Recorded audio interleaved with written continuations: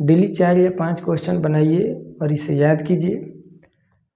Board के exam में आपको 2 नंबर या 5 नंबर के क्वेश्चन दिए जाते हैं, उस आधार पे भी क्वेश्चन यहाँ पे दिया गया है। कुछ क्वेश्चन एग्ज़ाम में पूछा हुआ है और कुछ पूछ भी सकता है या रिपीट भी कर सकता है। इसमें आपको क्या है कि प्रैक्टिस करना है सभी क्वेश्चन का।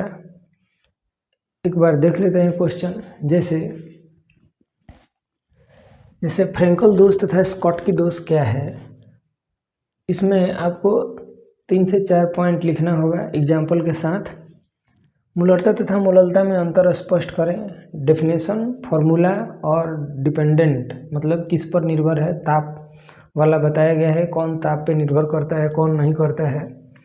पायस क्या है, संक्षिप्त व्याख्या करें। पायस का परिभाषा लिखिएगा। पायस के प्रकार, जैसे जल में तेल का और तेल में जल का पायस होता है, और उसके संक्षिप्त व्याख्या करना है। क्रिस्टलीय और अक्रिस्टलीय ठोस में अंतर स्पष्ट करना है। इसमें कम से कम 3 से 4 या 5 पॉइंट लिखिएगा।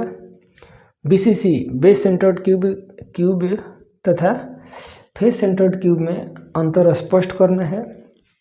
नेक्स्ट है कोल्डाउस का नियम क्या है। जैसे Na प्लस Cl- करके बताया गया लेमडा का साइन देकर।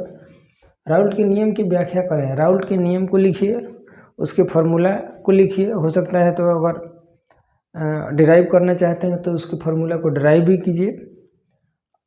और इसी राउल्ट के नियम के आधार पर आदर्श विलयन और अनादर्श विलयन की, जो राउल्ट के नियम का पालन करता है उसे आदर्श, नहीं करता है तो अनादर्श विलयन, इस सब की व्याख्या करना है। यानी कि लॉन्ग क्वेश्चन है। विलेयता की परिभाषा लिखना है, उसका फार्मूला लिखना है। विलेयता को प्रभावित करने वाले यानी कि सोलेबिलिटी, विलेयता को प्रभावित करने वाले कारकों का वर्णन करना है, उल्लेख करना है। लायोफोबिक सॉल या तथा लायोफिलिक सॉल में अंतर स्पष्ट करना है। इसमें आप 4-5 पॉइंट लिखिए। ब्राउनियन मूवमेंट यानी कि ब्राउनी गति से आप क्या समझते हैं। इसमें आपको डायग्राम भी बना सकते हैं। डायग्राम जैसे ब्राउनियन गति का इस तरह का जिग-जैग, ऐसे जिग-जैग पाथ पर था तो आपको बनाना होगा। पैरामैग्नेटिक और डायमैग्नेटिक सबस्टेंस क्या है। अनुचुंबकीय पदार्थ तथा प्रतिचुंबकीय पदार्थ क्या है। इसमें आपको डेफिनेशन और एग्जाम्पल लिखने हैं। हीरा तथा ग्रेफाइट में कम से कम 4 या 5 पॉइंट लिखिए अंतर में। फिजिजॉर्प्शन तथा केमिजॉर्प्शन यानी कि भौतिक अधिशोषण तथा रासायनिक अधिशोषण में अंतर लिखना है।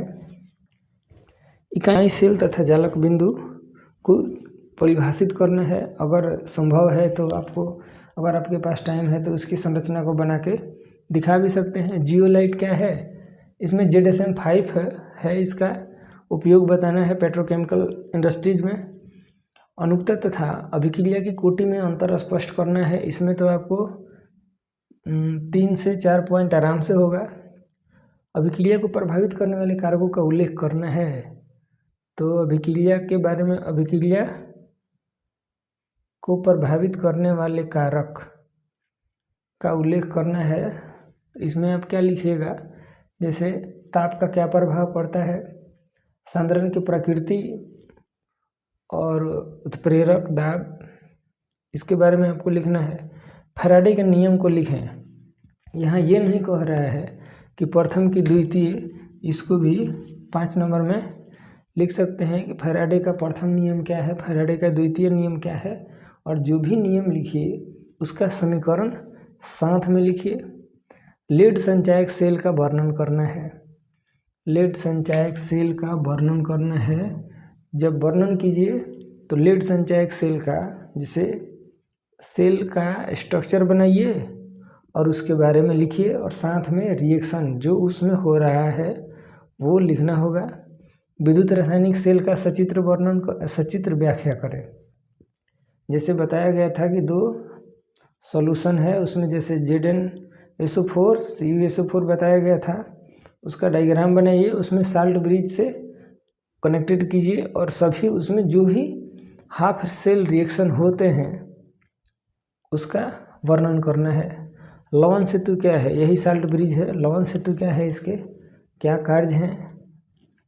विद्युत रासायनिक श्रेणी क्या है, इसकी क्या विशेषता है। विद्युत रासायनिक श्रेणी आपको बताया गया है ऑक्सीडेशन और रिडक्शन के आधार पर, उसको लिखिए और उसकी क्या विशेषता है ये आपको बताना है।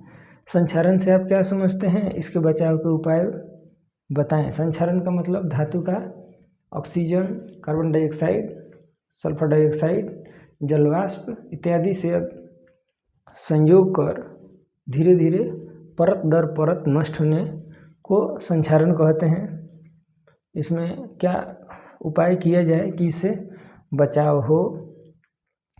आयनिक क्रिस्टल तथा सहसंयोजक क्रिस्टल को समझाएं। समन्वयन संख्या से क्या समझते हैं। एन टाइप तथा पी टाइप अर्धचालक में अंतर बताएं। फेरोचुंबकीय तथा फेरीचुंबकीय पदार्थ को समझाएं। इसमें एग्जाम्पल के साथ लिखिएगा, सभी को एग्जाम्पल के साथ। मोल प्रभाज क्या है, हेनरी का नियम क्या है, इसकी क्या उपयोगिता है। आदर्श तथा अनादर्श विलयन में अंतर स्पष्ट करना है। इतने क्वेश्चन आप बनाइए, बनाने के बाद सभी को याद कीजिए। इसके बाद फिर हम लोग कुछ क्वेश्चन यहाँ से आपको मिलेगा, आप फिर उस पर अभ्यास कीजिएगा। तब तक के लिए इसको बनाइए और याद कीजिए।